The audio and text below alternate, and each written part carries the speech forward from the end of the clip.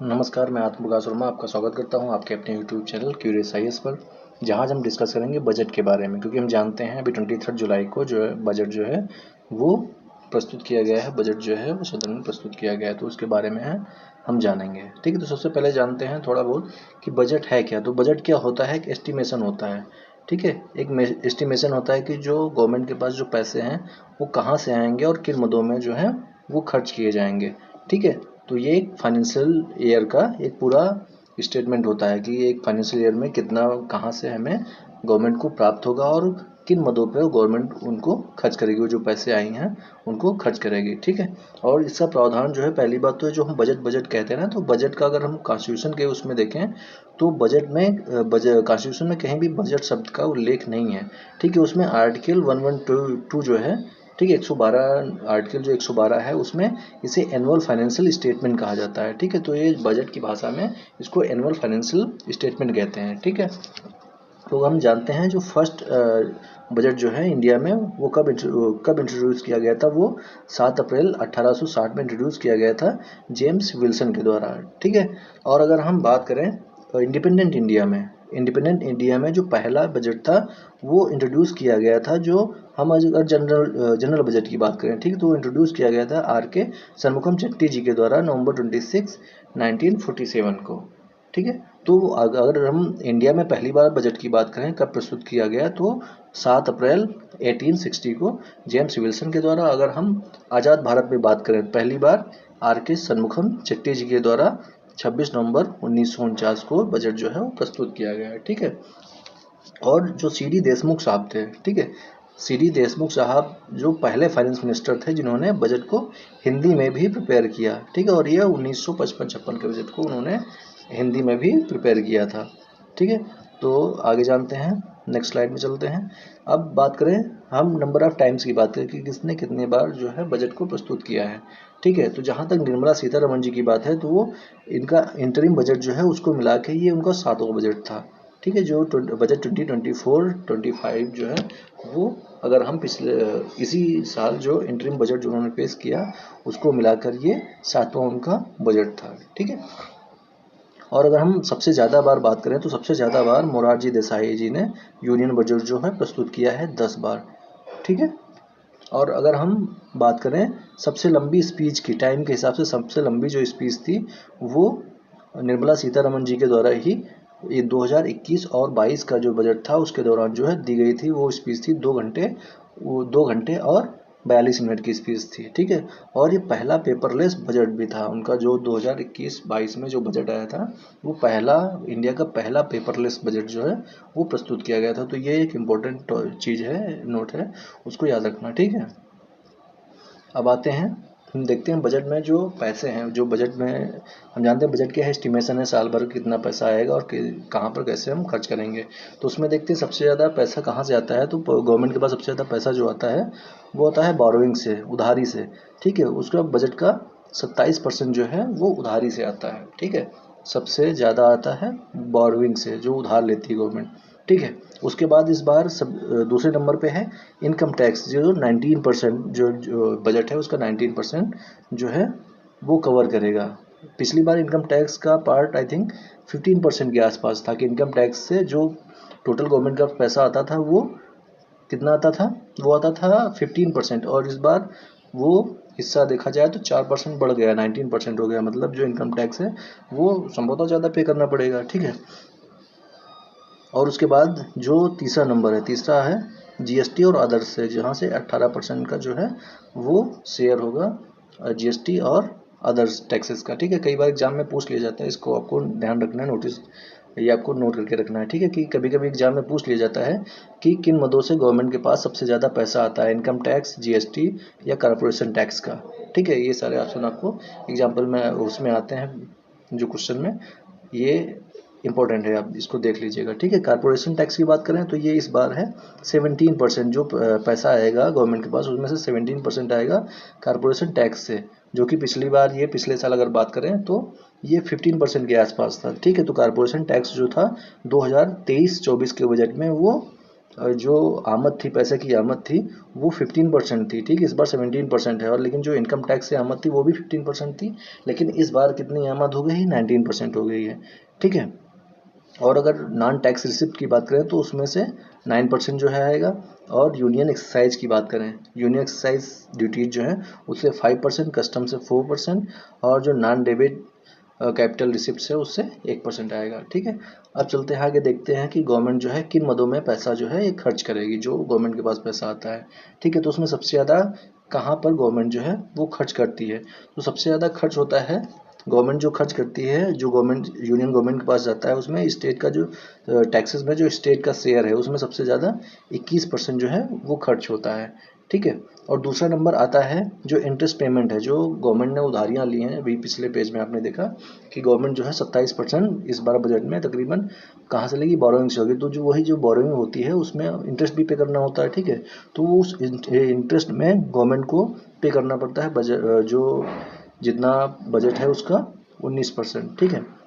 और जो 16% पार्ट है वो सेंट्रल सेक्टर स्कीम्स जो हैं उन पर जो है खर्च किया जाता है, ठीक है। उसके बाद नंबर आता है 9% अदर एक्सपेंडिचर्स का, और 9% ही finance commission and other transfers जो हैं उनका 8%, और उनका 9%, ठीक है। और 8% सेंट्रली स्पॉन्सर्ड जो स्कीम्स हैं उन पर, और 8% जो है डिफेंस पे, 8% डिफेंस पे, और सेंट्रली स्पॉन्सर्ड स्कीम्स पे 8%। और उसके बाद सब्सिडी पे खर्च होता है 6%, और पेंशन्स पे जो गवर्नमेंट पेंशन देती है उस पर खर्च होता है 4%, ठीक है। तो हमने जाना बजट में पैसे कहाँ से आएंगे और कहाँ जाएंगे, ठीक है।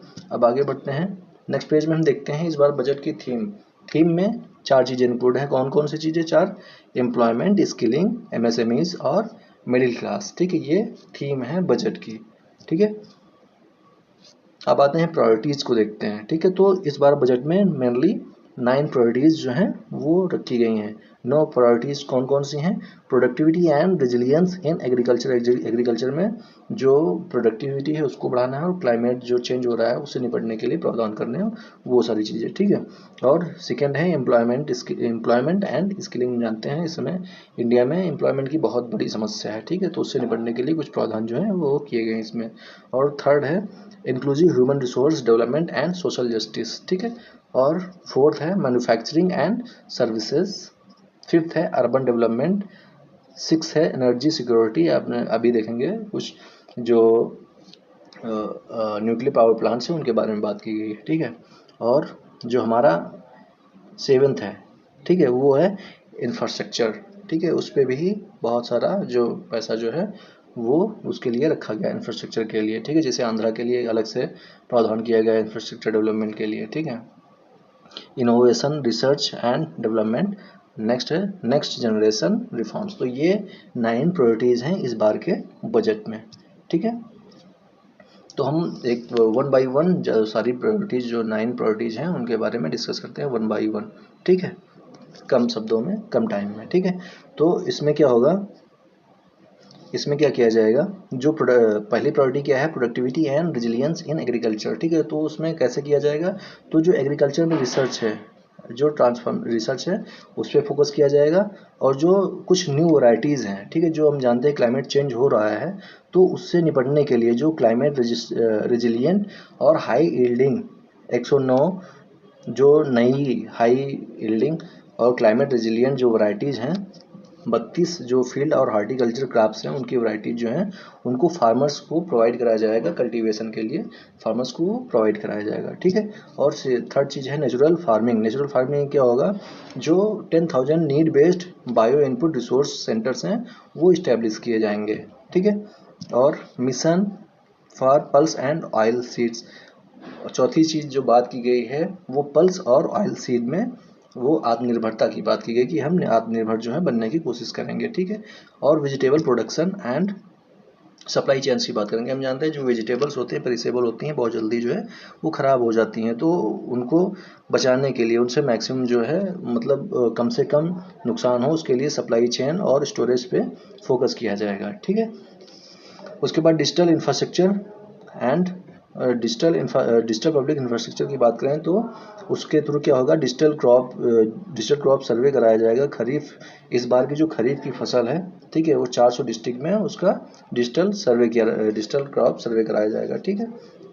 और श्रिम्प प्रोडक्शन और एक्सपोर्टशिप, मतलब तकरीबन इस साल बात करें, पिछले साल बात करें तो श्रिम्प, अगर सी फूड की बात करें तो तकरीबन आई थिंक 40,000 करोड़ के आसपास जो है इंडिया ने एक्सपोर्ट किया था सी फूड का, तो उसी के प्रोडक्शन वगैरह से रिलेटेड चीज़ें हैं, ठीक है। और नेशनल कोऑपरेशन पॉलिसी, जो एग्रीकल्चर प्रोडक्शन बढ़ाने के लिए और ज़्यादा उसमें प्रॉफिट लाने के लिए जो है कोऑपरेशन पॉलिसीज जो है वो बनाई जाएंगी, ठीक है। और इसके लिए एग्रीकल्चर और अलाइड सेक्टर के लिए इसीलिए इस बार गवर्नमेंट ने 1,51,851 करोड़ रुपए का जो है वो प्रावधान किया गया, ठीक है। अब आते हैं सेकेंड प्रायोरिटी की। सेकेंड प्रायोरिटी क्या है गवर्नमेंट की, वो है एम्प्लॉयमेंट एंड स्किलिंग। तो इसके लिए देखो कई सारी चीज़ें की गई हैं, उनमें से हैं 3 स्कीम्स जो पीएम्स पैकेज हैं, उसमें 3 स्कीम्स हैं एम्प्लॉयमेंट लिंक्ड इंसेंटिव्स के लिए, ठीक है। तो 3 स्कीम्स हैं, कौन कौन सी, स्कीम ए, स्कीम बी और स्कीम सी, ठीक है। तो जो स्कीम ए और स्कीम बी है ये एम्प्लॉय सेंटर्ड हैं, ठीक है, मतलब जो जॉब करने जाएंगे जो एम्प्लॉई हैं उनको सेंटर में रखते हुए किया गया है। और जो लास्ट की स्कीम सी है ये एम्प्लॉयर के लिए, जो नौकरी देगा उसके लिए है, ठीक है। तो जो स्कीम ए है वो फर्स्ट टाइम जो फर्स्ट टाइम एम्प्लॉय होंगे वो उनके लिए है, ठीक है। 1 महीने का जो है वेज जो है उनको इंसेंटिव की तरह दिया जाएगा और ये 3 इंस्टॉलमेंट दिया जाएगा, 3 इंस्टॉलमेंट में दिया जाएगा, जो मैक्सिमम कितना हो सकता है, 15,000 हो सकता है, ठीक है। जिससे तकरीबन 210 लाख जो यूथ जो है वो बेनिफिट इसका लेंगे, ठीक है। और ये सभी सेक्टर के लिए है, ये जो स्कीम ए है ये सभी फार्मल सेक्टर जो है ये उनके लिए है, ठीक है। और दूसरी जो स्कीम बी है, ठीक है, जॉब क्रिएशन इन मैन्युफैक्चरिंग, ये मैन्युफैक्चरिंग सेक्टर के लिए है, ठीक है। तो इसमें क्या होगा, इसमें जो इंसेंटिव जो है एम्प्लॉई और एम्प्लॉयर दोनों को ईपीएफओ में कंट्रीब्यूशन करना होता है, ठीक है। तो उसमें क्या करेगी गवर्नमेंट जो है वो अपनी तरफ से कुछ उसमें इन्वेस्ट करेगी, ठीक है, उसमें इंसेंटिव देगी, ठीक है। और जो सी है उसमें क्या है, जो गवर्नमेंट है वो ईपीएफओ में हम जानते हैं जब कोई उसमें फॉर्मल सेक्टर में काम करता है तो ईपीएफओ में कंट्रीब्यूशन होता है एम्प्लॉय का भी और एम्प्लॉयर का भी, ठीक है। तो जो एम्प्लॉयर को जो उसमें कंट्रीब्यूट करना पड़ता है उसमें से तो जो भी हिस्सा होगा उसका 3,000 रुपये जो है वो गवर्नमेंट जो है अपनी तरफ से देगी और ये 2 साल के लिए ऐसा करेगी। और इस स्कीम से एक्सपेक्टेड है कि तकरीबन 50 लाख जॉब जो हैं वो क्रिएट होंगी, वो बनेंगी, ठीक है।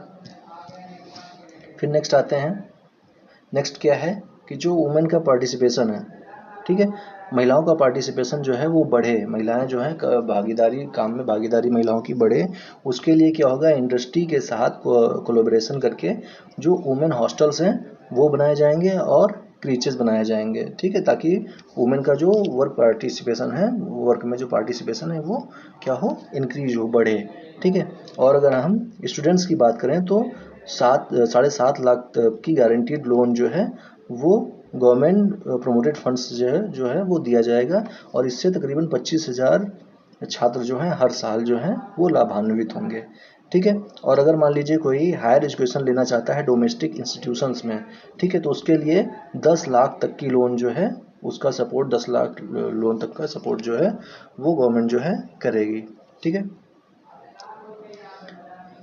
और अगली चीज़ें क्या है कि 20 लाख यूथ्स को 5 साल के पीरियड में गवर्नमेंट जो है विद इन 5 ईयर जो है 5 या 5 साल के पीरियड में 20 लाख जो यूथ हैं उनको स्किल करेगी, ठीक है, उनको स्किल जो है वो देगी, ठीक है।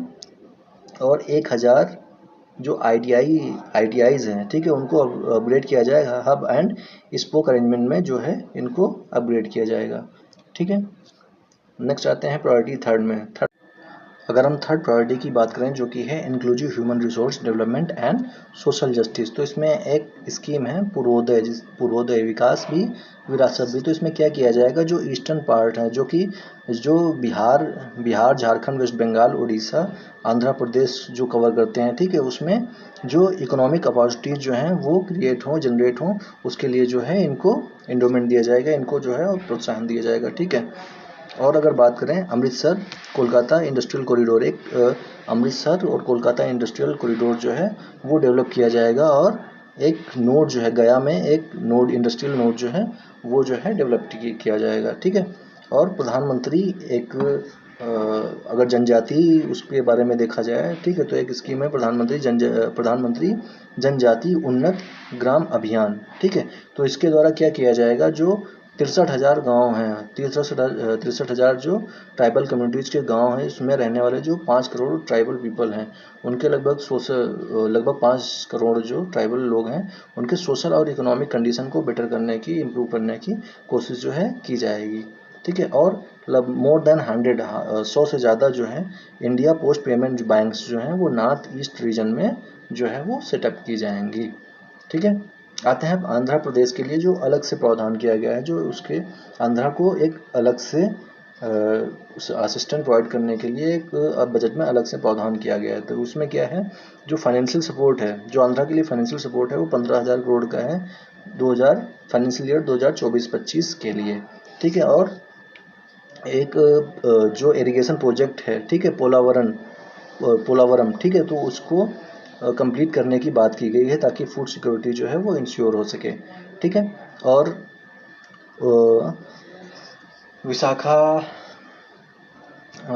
विशाखापट्टनम और चेन्नई इंडस्ट्रियल कॉरिडोर पे जो एक नोड पड़ता है, ठीक है, कोपार्थी नोड, और जो हैदराबाद बेंगलुरु इंडस्ट्रियल कॉरिडोर पर एक नोड पड़ता है और वाकल, ठीक है, वहाँ पर वाटर पावर और रेलवे रोड्स की जो इंफ्रास्ट्रक्चर है, जो एसेंशियल इंफ्रास्ट्रक्चर इससे रिलेटेड, वो क्या है, वो डेवलप किया जाएगा, ठीक है। अब आते हैं फोर्थ प्रायोरिटी पे, जो कि है मैन्युफैक्चरिंग एंड सर्विसेज, ठीक है। तो इसमें क्या किया गया है, इसके लिए क्या किया गया है, मैन्युफैक्चरिंग और सर्विसेज के लिए क्या किया गया है, जो मुद्रा लोन होता था, मुद्रा लोन आपको पता होगा, तो उसकी जो लिमिट है वो 10 लाख से बढ़ाकर, जो तरुण कैटेगरी है ना, उसमें जो तरुण कैटेगरी है उससे 10 लाख से बढ़ाकर उसको 20 लाख कर दिया गया है, ठीक है। जो अभी तक तरुण कैटेगरी में जो मुद्रा लोन के तहत 10 लाख रुपए मिलते थे, वो 20 लाख रुपए तक मिल सकेंगे, ठीक है। और national industrial corridor development program के तहत 12 इंडस्ट्रियल पार्क जो हैं वो डेवलप किए जाएंगे, ठीक है। और 500 टॉप, अगर हम इंटर्नशिप अपॉर्चुनिटीज़ की बात करें, ठीक है, तो 500 टॉप कंपनीज जो हैं उनके साथ मिलकर जो है इंटर्नशिप अपॉर्चुनिटीज़ जो हैं वो क्रिएट की जाएंगी, वो प्रोवाइड की जाएंगी 5 साल में लगभग 1 करोड़ यूथ्स के लिए, ठीक है। और अगर हम बात करें अलाउंस की, ठीक है, तो अलाउंसेस ऑफ 5,000, अगर हम बात करें अलाउंसेस की, ठीक है, तो ये जो इंटर्नशिप अपॉर्चुनिटी होगी उसमें अलाउंस जो होगा वो 5,000 रुपये पर मंथ होगा, ठीक है।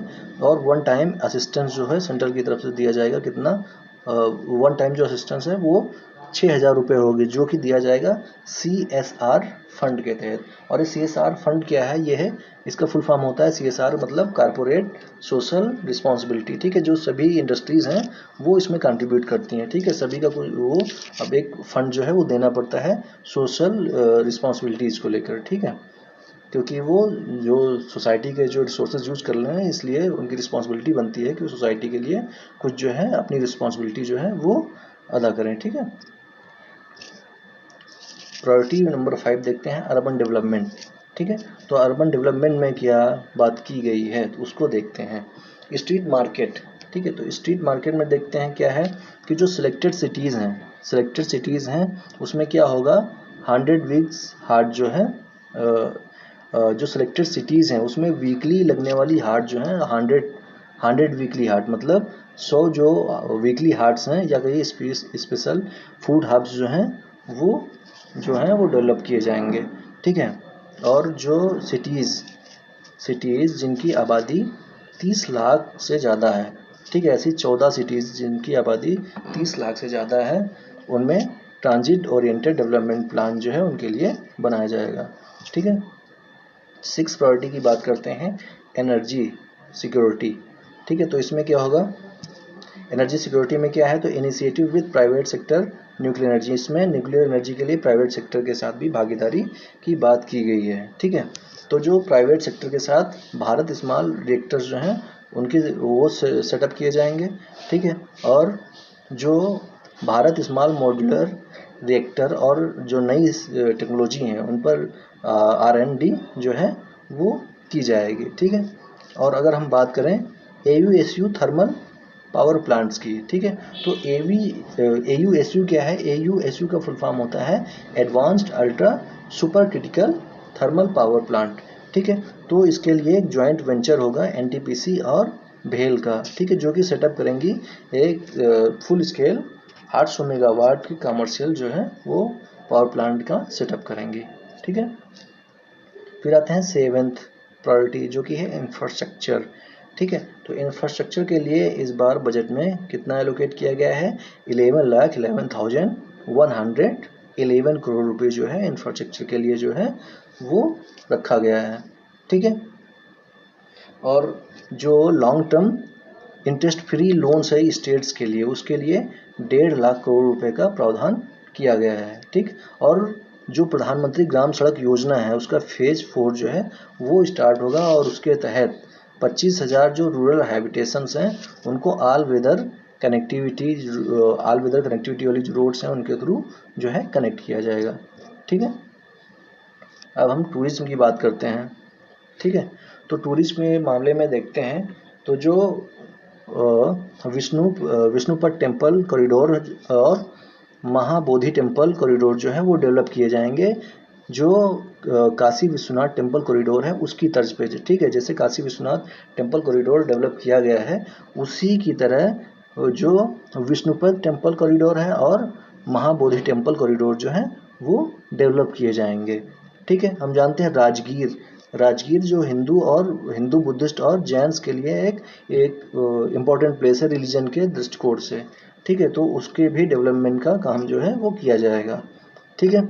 और नालंदा, अभी आपने सुना होगा इसी साल नालंदा यूनिवर्सिटी का इनाग्रेशन किया था प्रधानमंत्री नरेंद्र मोदी ने, ठीक है। तो उसके बारे में भी कहा गया है कि जो नालंदा है उसको एक टूरिस्ट सेंटर की तरह डेवलप किया जाएगा और जो नालंदा यूनिवर्सिटी है उसकी जो ग्लोरी है, ठीक है, उसको जो ग्लोरियस स्ट्रक्चर है उसको फिर से क्या किया जाएगा? रिवाइव किया जाएगा, ठीक है। और जो उड़ीसा का सीनिक ब्यूटी है, ठीक है, उसके डेवलपमेंट के लिए जो सीनिक ब्यूटी उड़ीसा की, चाहे वो टेम्पल्स की हो, मोन्यूमेंट्स की हो, क्राफ्ट्समैनशिप्स की हो, वाइल्ड लाइफ सेंचुरीज हो, नेचुरल लैंडस्केप हो, ठीक है, या प्रिस्टीन बीचेज हो, ठीक है, इन सब के डेवलपमेंट के लिए जो है वो गवर्नमेंट जो है वो मदद करेगी, ठीक है। यूनियन गवर्नमेंट की बात की जा रही है, ठीक। अब हम 8वीं प्रायोरिटी देखते हैं जो कि है इनोवेशन रिसर्च एंड डेवलपमेंट, ठीक है। तो कमर्शियल स्केल पर इसमें देखते हैं कमर्शियल स्केल पर क्या होगा? प्राइवेट सेक्टर ड्रिवेन रिसर्च और इनोवेशन के लिए 1 लाख करोड़ का प्रावधान किया गया है, ठीक है। कमर्शियल स्केल पे प्राइवेट सेक्टर ड्रिवेन, ठीक है, उसके लिए रिसर्च और इनोवेशन के लिए 1 लाख करोड़ रुपए का प्रावधान, ठीक है। अगर हम स्पेस इकोनॉमी की बात करें, ठीक है, तो 1,000 करोड़ का जो बजट है वो वेंचर कैपिटल फंड के रूप में जो है रखा गया है, ठीक है। अब प्रायोरिटी नंबर 9 देखते हैं जो कि है नेक्स्ट जनरेशन रिफॉर्म्स, ठीक है। तो इसमें क्या होगा? नेक्स्ट जनरेशन रिफॉर्म में क्या होगा कि हर लैंड, जैसे हमारा आधार कार्ड होता है वैसे ही हर लैंड के लिए एक यूनिक आइडेंटिफिकेशन नंबर जो है, ठीक है, या कहिए उसका जो नाम होगा unique land parcel identification number, जिसको हम भू आधार के नाम से भी जानेंगे, सभी लैंड को जो है असाइन किया जाएगा, ठीक है। और जो कैडेस्ट्रल मैप्स होते हैं, ठीक है, उनका डिजिटाइजेशन होगा। और जो क्लाइमेट एडाप्टेबिलिटी मिटिगेशन इन्वेस्टमेंट है वो enhancing the availability of capital for climate adoption and mitigation related to investment, ठीक है। जो क्लाइमेट एडॉप्टेशन और मिटिगेशन से रिलेटेड जो इन्वेस्टमेंट है उसके लिए फंड जो है वो कैपिटल जो है वो अवेलेबल कराया जाएगा, ठीक है। अब NPS वात्सल्य की बात करते हैं, ठीक है। NPS जानते हैं जो नई पेंशन स्कीम है सब लोग जानते हैं, ठीक है। तो NPS उसी से रिलेटेड है, NPS वात्सल्य से आप समझ सकते होंगे। तो इसमें क्या है कि जो माइनर लोग हैं, जो माइनर बच्चे हैं, ठीक है, जो माइनर हैं उनके लिए इस प्लान में जो उनके पेरेंट्स हैं वो जो हैं वो कंट्रीब्यूट कर सकते हैं, ठीक है। और जैसे ही वो माइनर जो है वो मैच्योर होगा वो जो एनपीएस नॉर्मली चलता है उस हिसाब से वो ट्रांसफ़ॉर्म हो जाएगा। ठीक है, अब आते हैं हम टैक्स रिजिम देखते हैं। टैक्स रिजिम की जो इनकम टैक्स है कितने पे कितना आपको देना होगा। ठीक है, अगर आपकी इनकम 0 से 3 लाख है तो उस पर कुछ भी इनकम टैक्स नहीं है। अगर इनकम 3 से 7 लाख है तो उस पर 5%, अगर 7 से 10 लाख है तो उस पर 10%, अगर 10 से 12 लाख है तो 15%, 12 से 15 लाख है तो उस पर 20%, और अगर 15 लाख से ऊपर है तो 30% टैक्स जो है आपको पे करना होगा। ठीक है, और देखते हैं एक्सपेंडिचर, एक बार देख लेते हैं कि किस सेक्टर को कितना जो है वो मनी दिया गया है, कितना पैसा अलॉट किया गया है।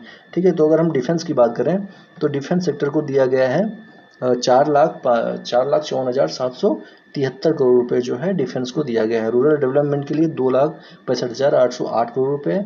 ठीक है, एग्रीकल्चर एंड अलाइड सेक्टर के लिए 1,51,851 रुपए, और होम अफेयर्स के लिए 1,50,983 रुपए। ठीक है, ये फिगर कभी कभी पूछ ले जाते हैं एग्जाम में, ये इतना ख्याल रखिएगा। ठीक है, खासकर पीसीएस और आरओ के एग्जाम में जो ये नंबर हैं पूछ लिए जाते हैं। ठीक है, तो एजुकेशन के लिए 1,25,638 रुपए का प्रावधान किया गया है। आईटी और टेलीकॉम के लिए 1,16,342 रुपए का प्रावधान किया गया है। हेल्थ के लिए 89,287 रुपए का प्रावधान किया गया है, और एनर्जी के लिए 68,769 रुपए का प्रावधान किया गया है। सोशल वेलफेयर के लिए 56,501 रुपए का प्रावधान किया गया है, और कॉमर्स और इंडस्ट्री की बात करें तो 47,559 का प्रावधान जो है वो किया गया है। अब आते हैं स्कीम का, देखते हैं कौन सी स्कीम को कितना एलोकेट किया गया है। ठीक है, तो उसको देखते हैं। सबसे पहले हम देखते हैं मनरेगा को। ठीक है, इस बार मनरेगा को कितना एलोकेट किया गया है। मनरेगा को एलोकेट किया गया है 86,000, जो कि पिछले बार था 60,000, और पिछली बार जो 60,000 एलोकेट किया गया था वो पिछले 6 सालों में, जब 2023-24 में एलोकेट किया गया 60,000, तो 6 सालों में सबसे कम जो है एलोकेशन था मनरेगा के लिए। ठीक है, लेकिन अभी जो एक्टिविस्ट हैं उनका मानना है कि ये जो मनरेगा के लिए बजट है वो जो भी एलोकेशन है वो 1 लाख करोड़ से ऊपर होना चाहिए। ठीक है, ये जो एक्टिविस्ट हैं उनका मानना है। ठीक, और अगर हम रिसर्च एंड डेवलपमेंट की बात करें, रिसर्च एंड डेवलपमेंट प्रोजेक्ट्स की बात करें, तो पिछले साल 2023-24 के बजट में 840 करोड़ एलोकेट किए गए थे, लेकिन इस बार के बजट में ये 1200 करोड़ रुपए जो हैं वो एलोकेट किए गए हैं। अगर हम न्यूक्लियर पावर प्रोजेक्ट्स की बात करें तो पिछली बार था 442 करोड़ रुपए, और इस बार तकरीबन 2,228 करोड़ रुपए जो है वो एलोकेट किए गए हैं। ठीक है, इस बार काफ़ी ज़्यादा आपने अभी देखा होगा स्कीम में भी। ठीक है, अब आते हैं फार्मास्यूटिकल इंडस्ट्री के बारे में देखते हैं। ठीक है, तो पिछले साल 2023-24 का जो बजट था उसमें फार्मास्यूटिकल कंपनी को एलोकेट किया गया था 1200 करोड़ रुपए, लेकिन इस बार उसका तकरीबन डबल हो गया है। ठीक है, 2143 करोड़। अगर हम इसी में 2021-22-23 बजट की बात करें, ठीक है, जो 2023-24 में इसको एलोकेट किया गया था 1200 करोड़ रुपए। ठीक है, लेकिन अगर एक साल पहले की और बात करें 22-23 में, तो तकरीबन 100 करोड़ रुपए जो है वो एलोकेट किए गए थे, लेकिन इस बार 2143 करोड़ रुपए जो है वो एलोकेट किए गए हैं। ठीक है, अब नेक्स्ट आते हैं सेमीकंडक्टर और डिस्प्ले मैन्युफैक्चरिंग के लिए। इस बार सेमीकंडक्टर जैसे पिछली बार से डबल कर दिया गया है। पिछली बार 3,000 करोड़ का एलोकेशन था, इस बार 6,903 करोड़ रुपए का जो है एलोकेशन हुआ है। पिछली बार के डबल से भी ज़्यादा जो है एलोकेशन हुआ है। और अगर हम सोलर पावर की बात करें, सोलर पावर ग्रिड की बात करें, ठीक है, तो पिछले साल जो एलोकेशन था वो तकरीबन 5,000 करोड़, मतलब 4,970 करोड़ रुपए का एलोकेशन था। इस बार उसका डबल कर दिया गया है। ठीक है, वो हो गया 10,000 करोड़ रुपए इस बार का हो गया है। ठीक है, और अगर डीबीटी की बात करें, डायरेक्ट बेनिफिट ट्रांसफर की बात करें, तो उसमें इस बार 1,500 करोड़ रुपए जो है एलोकेट किए गए हैं, और पिछले साल ये एलोकेशन था 180 करोड़। ठीक है, और अगर हम बात करें lines of credit under idea scheme, तो आइडिया स्कीम क्या है? आइडिया का फुल फॉर्म है Indian development and economic assistant scheme. इसमें पिछली बार एलोकेट किया गया था 1,300 करोड़ रुपए, और इस बार एलोकेट किया गया है 3,849 करोड़ रुपए। ठीक है, तो ये हमारा था आज का वीडियो, बजट पर वीडियो। उम्मीद है आपको पसंद आया होगा। अगर आपको पसंद आया हो तो लाइक करें और चैनल को सब्सक्राइब करें। धन्यवाद।